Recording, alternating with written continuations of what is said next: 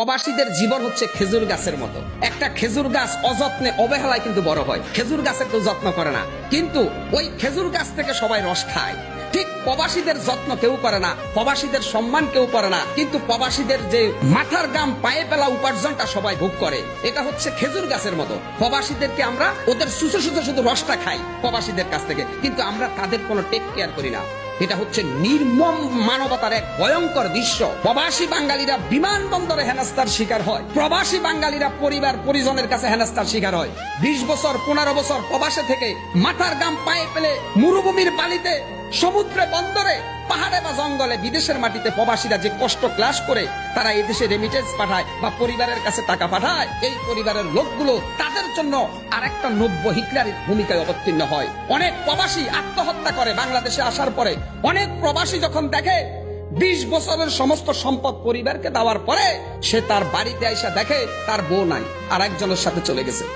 আবার তার ভাই আছে, বড় ভাইরা নিজেদের নামে জায়গা সম্পদ ক্রয় করেছে, কিন্তু যেই বেচারা টাকা পাঠাইছে তার নামে কোনো জমি ক্রয় হয় নাই। সে তখন বাস্তুহারা হয়ে যায়। আমি মনে করি প্রবাসীদেরকে সর্বোচ্চ সম্মান করা রাষ্ট্র, সমাজ, পরিবারের ইমানি এবং নৈতিক দায়িত্ব। কিন্তু সে দায়িত্ব পালন করবে কে? আসল মানুষ হারিয়ে যাচ্ছে নকল মানুষের ভিড়ে। মানুষ দেখার জন্য হয়তো আমাদেরকে যেতে হতে পারে আগামী দিনে জাদুঘরে। একজন প্রবাসী সে মা মারা গেলে মায়ের লাশটা দেখে না, স্ত্রী মারা গেলে স্ত্রীর লাশ দেখে না, সেই সন্তান মারা গেলে সন্তানের কাছে আসতে পারে না, যেহেতু সে বিদেশ থাকে, এবং তার লাশটা কবিনে করে চলে আসে। সেই প্রবাসীর দুঃখ বুঝে না তার নিজের স্ত্রীরাও। তারা পরকীয়া প্রেমে ব্যস্ত, তারা মোবাইল ফোনে পরকীয়া প্রেমে সারা রাত চ্যাটিং করতেছে। কারণ ওই নারীরা শয়তানের ধোকায় পড়ে তার স্বামীর প্রতি যে দায়িত্ব কর্তব্য সেটা ভুলে গেছে। অতএব তারাও জানে না ওই স্ত্রী আল্লাহর কাছেও নালত, সমাজের কাছেও অভিশপ্ত।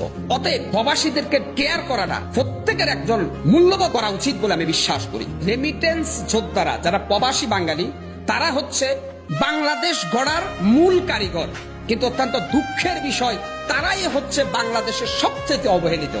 এর কারণ হচ্ছে তাদের যে দুঃখ কষ্টটা সেটা বুঝার মতো কাণ্ড জ্ঞান আমাদের তৈরি হয় নাই, কারণ আমরা টাকায় কাছে সবকিছু বিলিয়ে দিছি। আপনি দেখেন